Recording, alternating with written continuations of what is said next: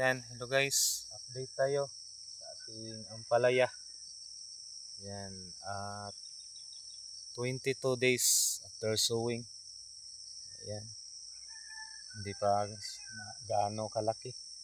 Medyo hindi ganon kataba yung paglago ng ating ampalaya guys. Pero okay lang.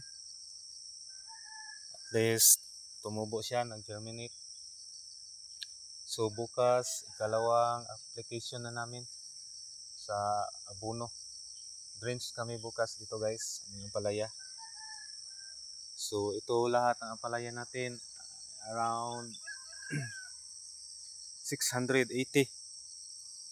kapuno lang yung ampalaya natin, 680 health. So may mga, yung iba, marami tayong casualties dito, nasa around 100 plus casualty yung mortality. Tapos nagpunla kami ulit. Yan, tumubo na. Hopefully makahabol pa tong pinahabol natin na pinunla ng seeds ng ampalaya. So ano pala to? Mistisa pala yung ampalaya natin. Sinubukan natin yung mistisa na variety. So hindi pa kami nakapag-try nito na may market dito sa amin lugar. So first time pa namin to tanim ampalaya mistisa. So kasi ang nakasanayan dito Old Galaxy at saka Galaxy Max na ampalaya. So sinubukan namin yung mistisa. Yan. So dati tanim tayo ng ampalaya lang, 250 health lang. So kaya pala ni buyer yung kahit 1k health yung itanim mo, kaya pala. So ngayon lampas na tayo tag 200 health. So kapag tanim na tayo dito ng tag 1k health na ampalaya kasi kaya pala ni buyer. Yan. So dati nakapagtanim tayo ng 1k health dyan sa tinaniman natin ng talong ngayon. So yan, yung area na yan.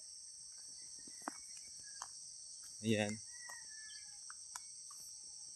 Diyan natin yun nilagay yung 1k health natin dati na ampalaya.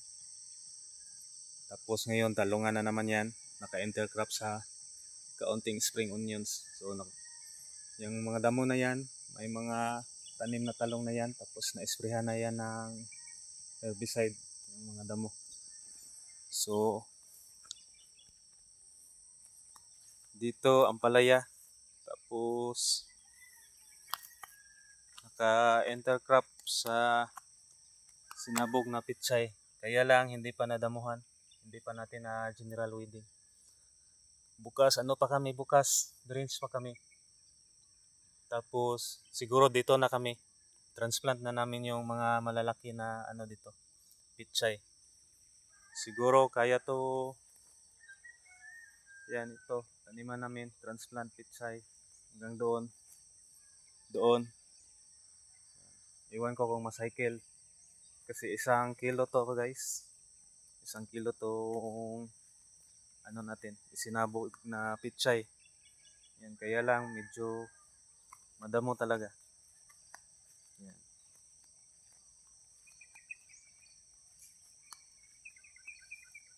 So ito yung diskarte natin dito para makapag survive. Yan, battle for survival lang talaga. Yan. Ampalaya pitsay.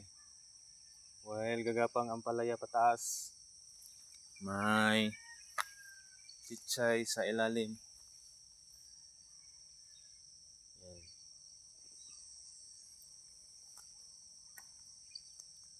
So yan lang guys, pasilip sa ating ampalaya ngayon, update at saka sa laman ng ating mini farm. Yan, happy farming, work smart.